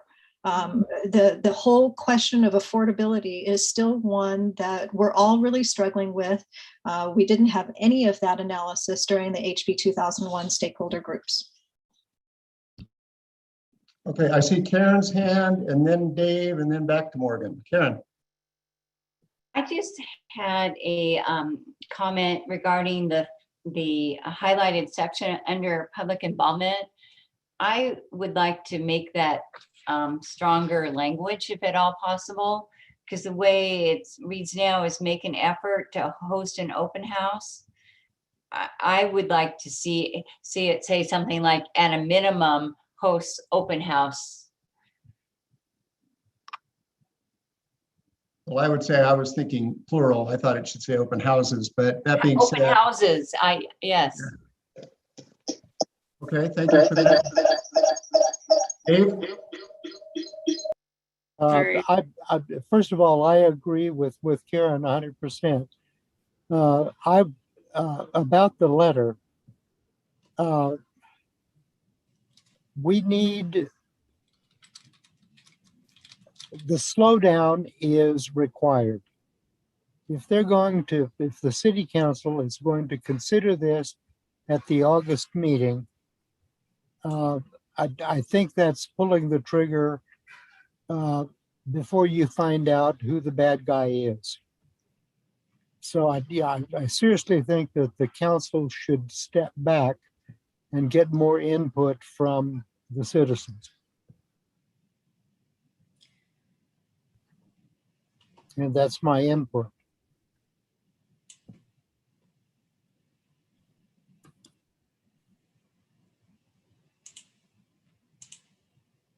Morgan? Oh, sorry, Hans, I couldn't hear you. Yeah, I don't know if he's muted. I appreciate working from this particular letter. Thanks, Michaela, for doing the wordsmithing on this. To me, at least, it reflects kind of that middle ground, Hans, that I think you referenced in regards to micro units. But this is kind of a middle ground, that we might not see eye to eye on whether this will fix the whole affordable housing problem that we have in Bend. I don't know that anybody thinks that it's like the magic bullet that's going to cause rents to plummet and everybody to be able to find the home they're looking for at the price they want to pay. But I don't want us to have we can't afford to pump the brakes if this is one piece of the puzzle that will get us there. And that's what I want to look at this as, is HB 2001 is one piece of the puzzle. It's not going to fix the whole thing. There's no way. But it is one important piece of the puzzle that will get us to a place where people can afford to live here. So, so I think, you know, we're kind of beyond the question of, you know, and it's state law besides that. So we're just working within what has already been developed and mandated by the state. Like, you know, I'm not thrilled with the parking section. You know, personally, I would vote to go with the model code or with the proposed code around parking, but I know that this group feels really, really strongly about that. But if we can leave, you know, none of us can predict what will happen when this goes through in terms of the affordable housing market. We know that this is a good try, that this is one piece of the puzzle. And so I want us to, if we can, stay away from statements like this isn't going to help, this won't increase anything, because this is an important piece of the puzzle. Morgan, thank you. I'm going to ask, before I go to Karen, I'm going to ask Ian, because maybe you'll save us some time here. Well, I do have something to say regarding timing. Maybe it won't save time. Just to note, I heard some different things from different NLA members on the intent behind sort of some additional public involvement or education opportunities. I don't. If those were to happen prior to, or if the intent was that those happen prior to the Planning Commission public hearing, currently set for July 26th, I don't see a way how that wouldn't slow down the process. And as Dave said, that's what he wants, which is completely fine. But if other NLA members are looking for an opportunity for the city to do some more of that open house type of thing and not have the process slow down, I'm not sure that those two things work together, which again, is completely fine from my perspective. I just want people to know that if there's additional outreach or education that happens, it needs to happen prior to at least the Planning Commission public hearing, it might result in the timeline changing. Okay. Thank you, Kathy, and then Karen. Yeah, if that was Kathy me, Roach. I have seen some angry, very angry letters, position statements floating around that I couldn't tell even if they were from my neighborhood. I haven't passed them on to anybody, but I think, and then I know that there's a lot of people that are urging us to move forward quickly because we really need to move forward on something. And so, I mean, I see there's both positions out there. I don't want to see us move into something that creates more anger in the community if we can avoid it. So, and I'm not sure that you can, if you move forward together or move forward while there's also this process going on, you're going to start implementing 2001, but then we're going to have public meetings on it. Aren't you going to get into claims of disparate treatment down the line that say, well, these guys got to do it this way, and now you're telling me I can't? That none of my statements are a solution to anything. They're just little red flags that pop up every time this discussion comes up. So I think there are concerns about it moving forward quickly in my neighborhood, but so take that for what it's worth. Okay, Kathy, that's why we're going to take a vote on this. Karen, your hand went down, and Ian, your hand either went up or is still up. I will try to lower my hand. Thanks. Okay. Okay, we're not here to, I think, try to solve this. I think we are here to decide if we're going to send a letter to planning as drafted that involves, I think, all of our inputs at some point or another. And I would like to entertain a motion to that effect. I think I have already made the motion. Well, if you haven't, you did now. Okay, Dave, you moved to vote on this. Is there a second to that effect? Sean McFadden is indicating he is seconding that motion. So I would like, show me your hands if you will, and we can also go to verbal if necessary, but those in favor of sending this letter to planning, I count 1, 2, 3, 4, 5, 6, 7, 8, Cassie, Okay, and those opposed? I see Morgan, okay. So I see 8 and 1. And with that, okay, we approve sending this letter to planning and the council. and council. And I want to thank all of you. I know that it isn't perfect. We can't necessarily have our cake and eat it too, but we're doing the best we can to do what we are supposed to be doing, representing our neighborhood associations and our residents. And with that, let's get into some reports. We didn't have an opportunity for that last month. I will start out as I usually do, only because that's the way it's on my list. I think 2 things I want to report for Aubrey Butte Neighborhood Association. ABNA really appreciated, at least our board appreciated unanimously the approach the city took regarding fireworks. And to that end, the extension to August 31st, which we didn't know when we had our board meeting last week, but we planned at our board meeting and we agreed to do a survey of our residents. And I can tell you that we did such a survey 2 years ago, and our residents 2 years ago, 90% of whom supported the ban of fireworks, excluding professionally run events such as Pilot Butte and Vince Gianna. But our board did agree to revisit that survey, especially in light of this July 4th experience and the city's position. So that's one thing I want to make, and I would encourage any other NAs to do that and see how your residents feel about this. And the second thing I want to tout a little bit, although land use can be very, very controversial, it certainly is on some of the projects we have here in Aubrey Butte, particularly River's Edge Golf Course. I would say that I think that our board has managed to take a very productive, facilitating approach to this. And the result is we've increased our membership by about 35% in the last 60 days. So people care. And when people feel, at least here, people care, and I think everywhere people care, when you give them a voice, which we have, when you give them good information, which we try to do, when we don't necessarily take sides, but we try to work together for people to get factual information so they can get good information, informed, passionate people. It seems to help. It's working for us. We're pretty excited that we've doubled our membership in the last 12 months. So I'll leave it at that and call on Lisa Mushel, who is muted. Sorry about that. Thanks, Hans. I don't have anything significant. Well, actually, I do have one thing that's significant to report, and that is that I think I let everybody know that we had some issues, some concerns about safety on Century Drive.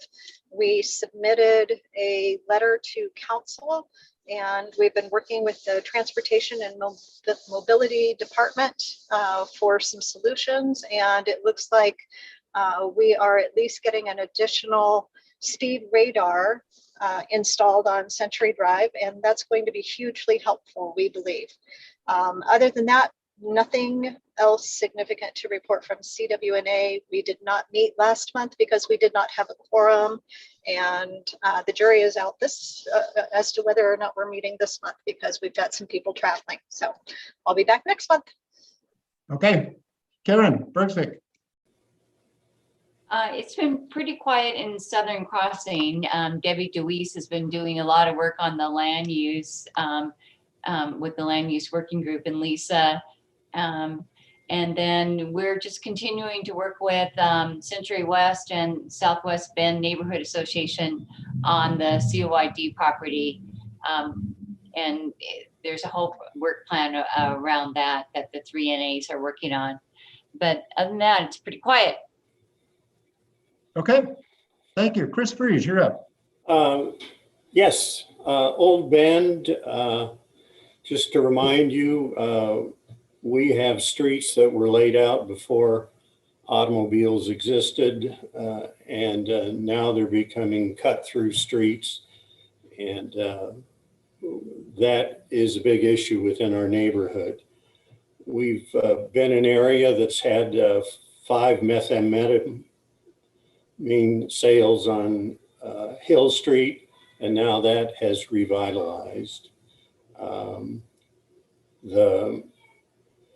We've dealt with river floaters that crowd our streets and parking, and we're happy with what the city has done there. We're a neighborhood with only 70% owner occupied and way over density in short-term rentals.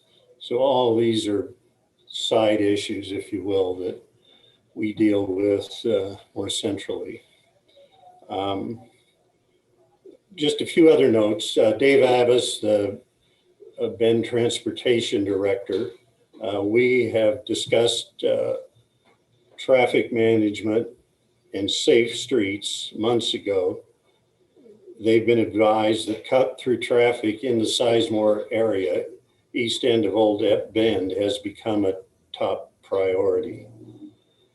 The Deschutes River Trail from Riverfront to Miller's Landing needs completion, and we're working with Dave and Parks to complete that part of the trail to move people along. We are concerned, as I'm sure Southern Crossing is, the Core Pine development, and they will have a plan soon. We expect that to create heavy cut through traffic as Sizemore is going to be extended into Core Pine, likely to be a transportation center.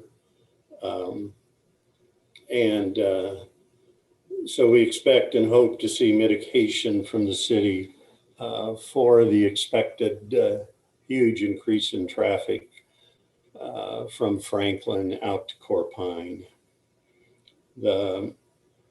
The greenways through our neighborhood, there's one on Delaware that we really like the looks of. We haven't seen much about the Franklin, Georgia, Kansas greenway planning that's coming straight through my neighborhood on my side yard. It actually looks good. We're very happy with it. So mostly we have good news. We're happy with the way things are going. But there's always room for more happiness, right, Chris? More happiness and a little less traffic in our streets that were designed 100 years ago that weren't designed for an automobile. Thank you, Chris. Cassie, you're up. Okay. Am I unmuted? I hear you. Okay, can you hear me? Yes. Yeah, but we can there we can Okay. see you also. Yeah, very exciting time. Okay, it's a very exciting time for River West. We've had a lot of volunteers that are interested in joining. We have a very high level of new board members coming in. Ashley McNeil, who's our communications person, is a software engineer, and she's working on our website, which is launched, but we're doing some edits. We have a civil engineer, Gina, who is going to be our new land use rep. We're excited about her. She does project work with the city and with schools. We have a city planner from Deschutes County who's interested in joining the board, and 3 other people that are coming on to check out what our board's doing in the next board meeting. So lots of activity, and this is before the brochure went out. So we're expecting even more response from the brochure, which we're excited about. We did a special session and did a strategic planning goal setting meeting, which was very helpful. And so we're going to work with some action items, and that was a 2-hour meeting. We're going to try to follow up this fall with some more of that. August 12th is our summer meeting. That's going to start at 7 o'clock, and we are we've already sent out the postcard on that, so we're expecting a lot of people or some interest. That's a Zoom meeting. And I think with that said, we're pretty darn excited about the people that want to get involved, and the brochure was just perfect timing. And I want to thank Michaela and Hans and Lisa and Dave for all the work that they've done this last year. I'm really impressed with what you guys have been able to accomplish. So thank you. Thanks, Kathy. Good stuff happening for you. That's fantastic. Dave Johnson. Yes, I am pleased to announce that we elected 2 new board members last night. We were down to 4, and now we're at 6, and we have a 7th that was not available last night, or we would have elected her as well. We probably will at our next meeting. And I have a question for the mayor. When we were elected, there was a responsibility to appear before I don't know what you call it, a commission, to examine whether or not we were ready to be NLA members. Now, if I pick my successor, what kinds of hoops is my successor and yours, Hans, and yours, Lisa, are going to have to be NLA members? Well, I think that it starts with a nomination from the board, as you know, Well, and an application. But if I take 3 or 4 months or 5 months to train my replacement, why is that not validation that that person is qualified? And why do I need, or why does the city need to go before this commission to verify that I've done a good job in training my successor? Now, I'm not sure what commission you're talking about, but maybe I should let the mayor speak to that if she understands the question better than I. Let me jump in and sorry, Mayor Russell, I'll try to speak to that first. And Dave, there's no commission, but what the code says, and again, whenever there are questions about how the NLA or any other board or commission works, the first thing I'm going to do is go back to the city code. And what the code says is that essentially, I'll paraphrase, is that the neighborhood association can recommend their representative on the NLA, but it's the mayor with the consent of the council that actually makes the appointment. So it's a little bit of a shared authority and shared responsibility framework for the NLA that actually most of our boards and commissions don't have, in that with the NLA, the neighborhood association board does get to make the recommendation, but we still need to leave the ultimate decision-making authority on the appointment with the mayor with the consent of council. And that's how it works for every board and commission. So it's not a commission. It's not an examination of really the work that you do in training somebody up or getting them ready. It's just it's intended to try to preserve the council and the mayor's ability to have some input on who that person could be, because ultimately the NLA is an advisory body to the mayor and the council, so they're going to continue to have input on who sits on this particular group. But again, your NA board does get to make that recommendation, and I know that recommendation definitely carries weight when the mayor is making the decision. Well, okay, I still don't understand why, if I, who have served for 3 or 4 years, I can't remember how long it's been, if I spend the time to train my replacement, why wouldn't the city assume that that person was qualified to replace me? And by the way, how should I spend the time training more than one in case the city in its wisdom decides not to take my nominee?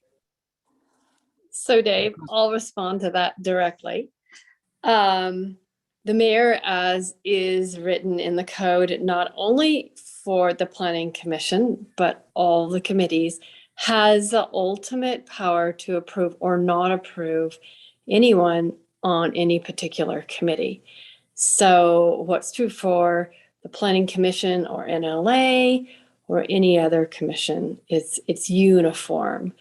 In practice, we lean towards the neighborhood associations, to recommend someone who will best represent their their area. So certainly, somebody who, a neighborhood association that brings forward a recommendation to council and to mayor. Historically, we've accepted and that recommendation and approved those, right, the appointees. So I would say, don't worry about it very much at this point. I think it's simply an opportunity to make sure that there isn't some wild card that comes out of the blue, somebody, right? And it's simply the mayor's prerogative. I take it very seriously. It's a huge responsibility to sit on the Neighborhood Leadership Association.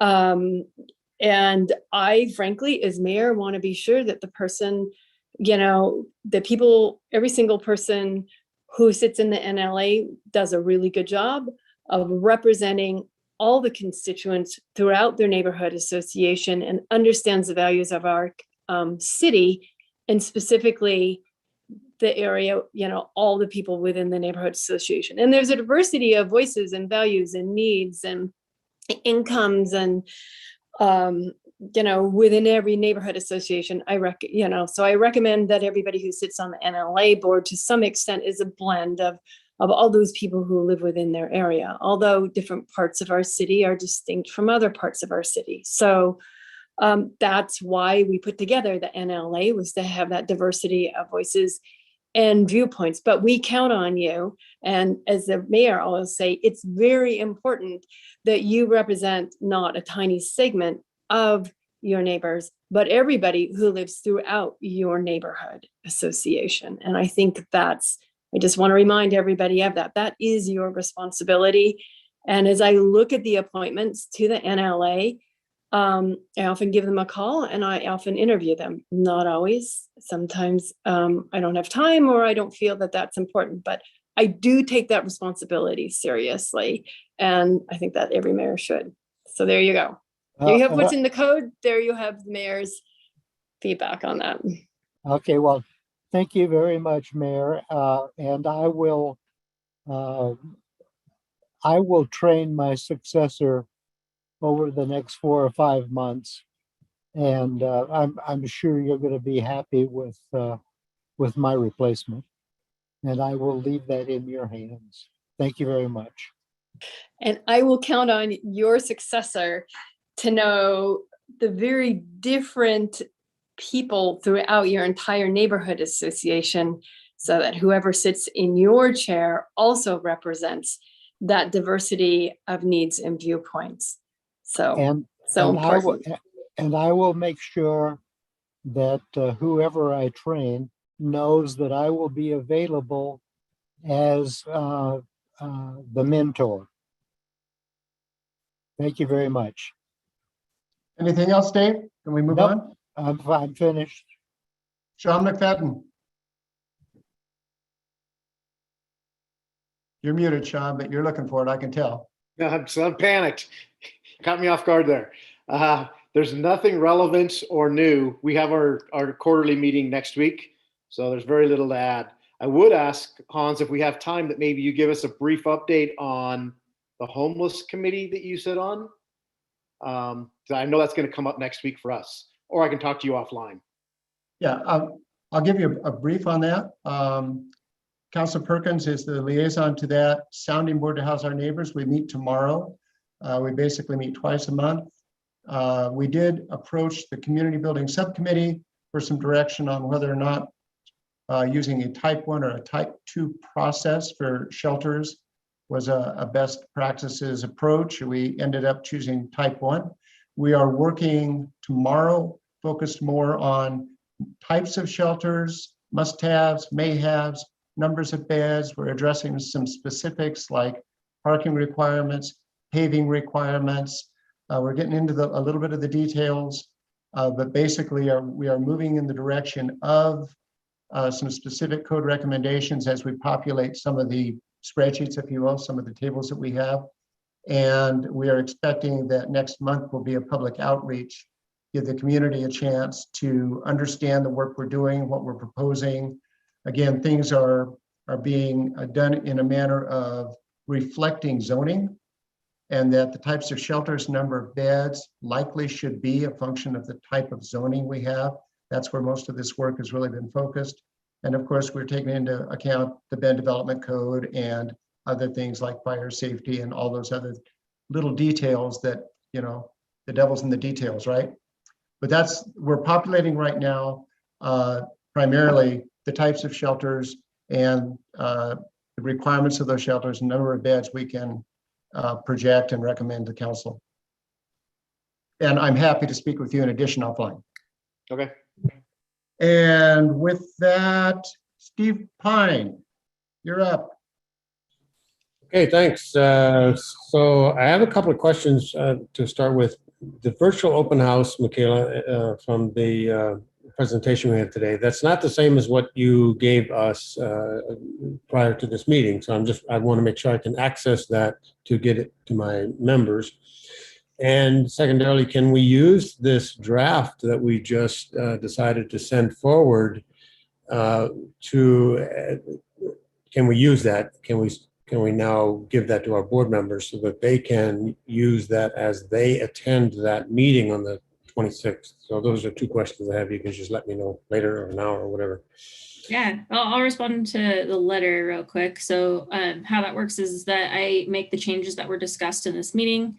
I get the okay from Hans and Lisa, whose names are on the letter, and then we submit it to Planning Commission and I blind copy the entire committee. So at that point, if you would like to forward on the letter to your boards, like that's a good opportunity to do that. In your first question about the Water Systems Master Plan Open House, I do have the link for that, and I don't know if it was included in the slides, so I can include that in meeting follow-up. Great, thank you. Yeah, appreciate it. The letter, I understand that the letter goes to the council too, not just to the planning commission. Correct. You'll get copied on each letter that is sent. Thank you. And I presume that's going to be sometime in advance of this, the 26th meeting, correct? Yes. Okay, thank you. So we're still meeting on Zoom and probably will be for the foreseeable future. I'm not sure. But recently, our meetings have been split amongst three major issues, one of which is, well, the biggest issue for us remains traffic. We had a traffic fatality here in June in our neighborhood. We have a new website, which is up and running, and we're happy with it. And we have a block party that is going to happen on the 26th of August in one of our parks, Al Moody Park. We're going to have live music and ice cream and have a great time and so on and so forth. That's the second meeting of a two-part meeting, the first of which is the 23rd of August on Zoom. So that'll be just a formal meeting. We've already we're sending out the invites and so on and so forth, but then we're also sending this invite next week and the next couple of weeks to the big block party. So, and you're all invited, of course. Come on out and have an ice cream. We have seen some new membership interest. I'd say about a fourth of whom are also indicating interest in board membership. So we've had one resignation and we're going through that cycle right now, indeed going through elections. Basically, that is it. We're all trying to stay out of the heat.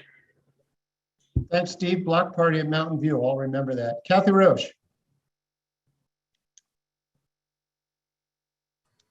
Hey, I unmuted. Many members of BANA were pleased with the ban on fireworks. I'm sure there are many members of BANA who are not at all pleased with the ban on fireworks, the ones who light them off, of course. And we have a lot of those in this part of town. We're glad to see it extended. I think there is a tremendous fire risk and I'd rather not see my house burned down. I was pleased to see the letter that Michaela put together. I think that will perhaps allow me to interact with the people who are angry about things in a more productive fashion after that's released. We are having our annual meeting tomorrow night. We have 3 members of the board resigning. We have maybe two who are interested but don't really have any understanding of what it takes to be to do some of these jobs. They'd like to dabble rather than commit, possibly. We'll see. And we're hoping that some more people will step up to, we'll fill out applications at the meeting and get elected to the board. And then once we have a new board, we'll divide up duties. And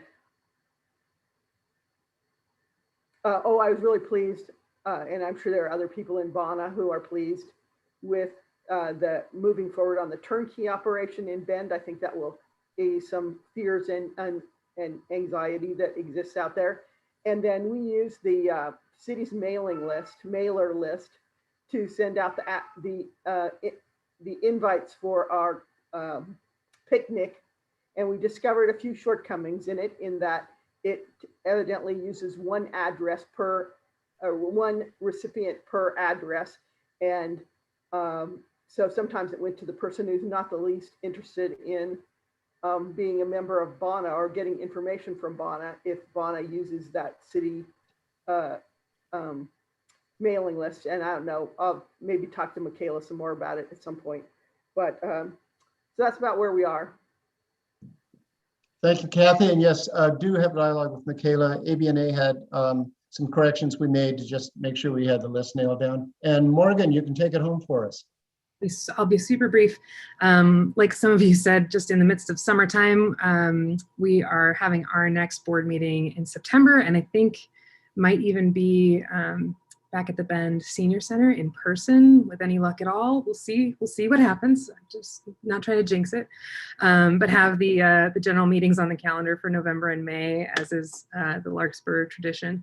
But I'm fairly confident, no, I'm 100% confident I can say our board was thrilled with the fireworks ban as well, and the extension of that, just due to the incredible fire danger we find ourselves in with the temperatures and lack of any kind of moisture anywhere. So yeah, really thrilled about that. And just mindful, you know, we shared out about the cooling stations for our houseless neighbors being provided by Shepherd's House, and then a weekend location at First Pres. But and actually, I'm just really speaking for myself on this because we haven't had a board meeting since the crazy heat wave. But yeah, just I'm mindful of our neighbors who live outside and don't have a way to get relief from the heat or the smoke or kind of whatever Mother Nature throws at us next. So really glad that there's at least some options happening for folks to get some relief when they need it. We're all in this together, right? Yeah, exactly. Okay, thank you all. Kayla, I've got us unusually adjourning at 1800 straight up. How'd we do that? Thank you all. Appreciate your input. Thanks, everyone. Good evening. Have a good evening, everyone.